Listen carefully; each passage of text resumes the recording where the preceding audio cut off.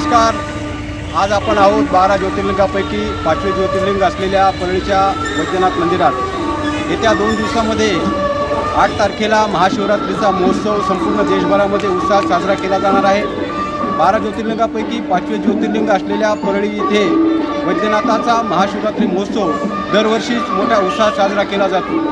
महाशिवरात्रीच्या पर्वकाळामध्ये देशाच्या कानाकोपऱ्यातून लाखो भाविक परळी वैजनाथ येथे दाखल होऊन दर्शन घेत असतात.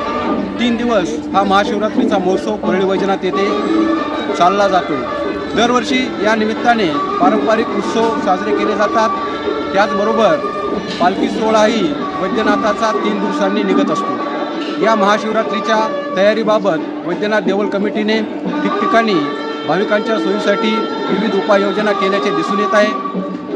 उन्हाचा तडाखा वाढलेला असल्याने या ठिकाणी भाविकांच्या दर्शनाची व्यवस्था करण्यात आली असून त्या ठिकाणी मंडपाचीही व्यवस्था करण्यात आली आहे. त्याचबरोबर सुरक्षेच्या दृष्टीने विविध ठिकाणावर आणि जवळपास 100च्या वर CCTV कॅमेऱ्यांची व्यवस्थाही देवळ कमिटीच्या वतीने करण्यात आली आहे. दर्शन रांगांमध्ये भाविकांना पिण्याच्या पाण्याची व्यवस्था करण्यात येणार आहे. प्रशासनानेही याबाबतीत जय्यत तयारी केली असून वैद्यनाथ देवळ कमिटीचे सुरक्षारक्षक त्याचबरोबर पोलीस प्रशासनही बंदोबस्ताला असणार आहे.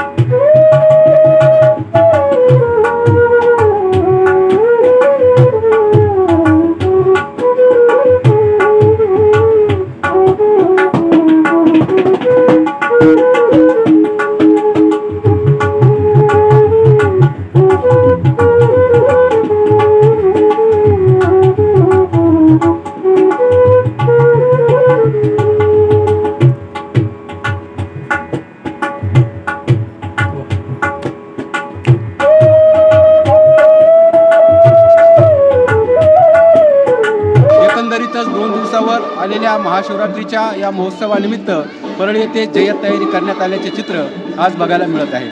महाशिवरात्रीच्या अनुषंगानं वेगवेगळ्या राज्यातून आपल्या परळी येथे 12 ज्योतिर्लिंगापैकी एक प्रभू वैजनाथ ज्योतिर्लिंग आहे. त्या ठिकाणी लाखो भाविक दर्शनासाठी येत असतात. त्या अनुषंगाने वैजनाथ देवळ कमिटी व तालुका प्रशासनाच्या वतीनं जय्यत तयारी मागील 2 ते 3 आठवड्यापासून करण्यात आलेली आहे. त्या अनुषंगानं या यात्रेच्या निगडीत सर्व प्रशासकीय विभाग त्याचबरोबर मुख्यतः वैजनाथ विश्वस्त मंडळ यांनी पुरेशी तयारी केलेली आहे. भाविकांच्या दर्शनासाठी सुरक्षेचे नेमके कशा पद्धतीने करण्यात आले? किती लोक भाविक दर्शन घेतील यावर्षी? यावर्षी किमान 5 लाखापेक्षा जास्त भाविक येतील या अनुषंगानं वैजनाथ देवळ कमिटी व प्रशासनाच्या वतीने तयार करण्यात आलेली आहे. भाविकांच्या सुरक्षिततेच्या कारणास्तव मंदिर परिसरात व मार्गावर भाविकांच्या जवळपास 100पेक्षा जास्त CCTV कॅमेरे तैनात करण्यात आलेले आहेत. त्याचबरोबर अग्निशमन दलाच्या गाड्या, वैद्यकीय पथक, ॲम्ब्युलन्स इत्यादी देखील वेगवेगळ्या पॉईंटवर व्यवस्था करण्यात आलेली आहे. जे बाहेरगावून जे भाविक येतात त्यांना ते आपण काय आवाहन करणार आहेत? पार्किंगची काही व्यवस्था असणार आहे का? त्यांचे जे सामान्य लोक आणतात त्यांना आपण काय सांगाल? बाहेरून येणाऱ्या भाविकांसाठी मंदिराकडे जाणारा मार्ग त्याचबरोबर पार्किंग ची जी ठिकाणे त्याची दिशादर्शक फलक लावण्यात आलेले आहेत. त्या अनुषंगानं नागरिकांनी ते दिशादर्शक फलकाचा उपयोग करावा आणि वाहन पार्किंगची व्यवस्था ज्या ठिकाणी प्रशासनाच्या वतीने करण्यात आली त्याच ठिकाणी वाहनाची पार्किंग करण्याबाबतची दक्षता सर्व नागरिकांनी घ्यावी. तसेच ज्या नागरिकांना पासेसच्या मार्फत दर्शन करायचं आहे अशांना प्रति माणसी 100 रुपये यानुसार पासची व्यवस्था देखील करण्यात आलेली आहे. आणि VIP दर्शनासाठी देखील मंदिर देवस्थानच्या वतीने योग्य ती व्यवस्था करण्यात आलेली आहे.